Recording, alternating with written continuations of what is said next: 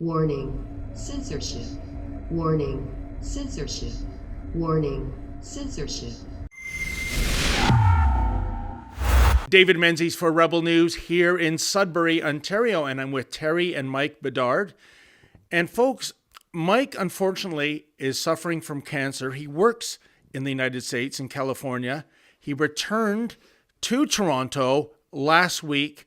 The reason for him coming back to Canada was he had a very important appointment with his doctor regarding his cancer treatment.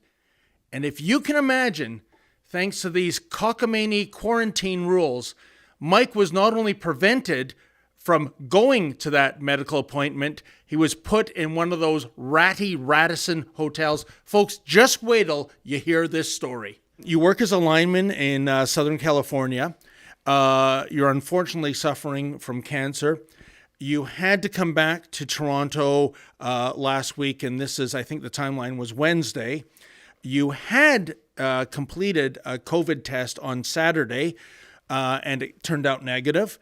And yet, when you landed in Toronto, and you were expected to being picked up by your wife to go to a regular hotel, what were you told?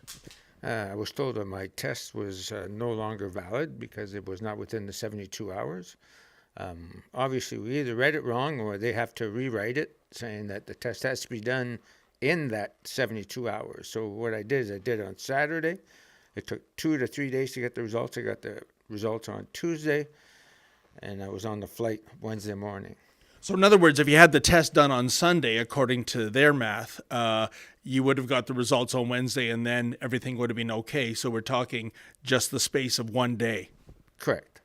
Okay, so they were taking issue with the test, and because they're not accepting the COVID test, Mike, they're saying to you, now you have to go to one of those lovely government quarantine hotels? Correct. And they escorted me there. There was 2 people in a small van, and they escorted me to that hotel. But before that, they did make me do a COVID test at the airport. Okay, an additional COVID test. And were those, I take it the results weren't immediately available, right? No, they told me 24 to 48 hours, and I did not get the results until Saturday 10-ish, and then they tell me it's going to take another 12 to 24 hours to get out because there's only one quarantine officer on duty to fill out the paperwork. And I take it the hotel you were taken to was the infamous Radisson on 640 Dixon Road? I believe it is the Radisson. It's right by a Tim Hortons shop.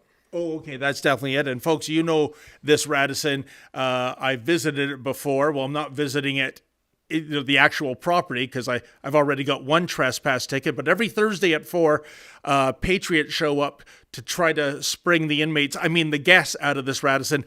Here's some previous footage. No negative test before you return. So why are you quarantining? Officers, we live in Canada. We live in a free country. I have just spoken to 2 people who have proven that they do not have COVID. Why is it possible that they are being held against their will? Well, folks, not only was Mike Bedard held against his will, this essential worker also missed his doctor's appointment to have his cancer treated. But I guess that was for his own safety and well-being too, right? Unbelievable. In any event, you had plenty to say about this man who received zero compassion, but plenty of aggravation and disrespect from government workers and members of law enforcement, and all for no good reason. Paul Tompkins writes, "Thank God we have Rebel News giving us the truth." Well, thank you, sir, but the real person you need to thank is Ezra Levent, the driving force behind this company.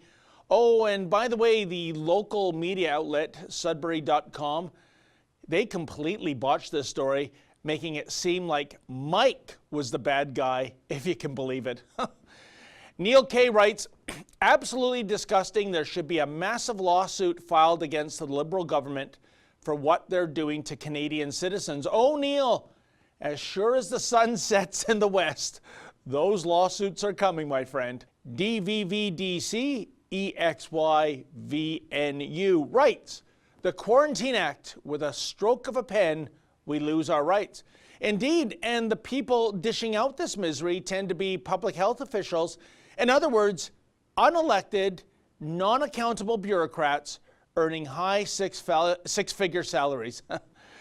One angry Canadian writes, I actually just called Sudbury.com and spoke to a reporter.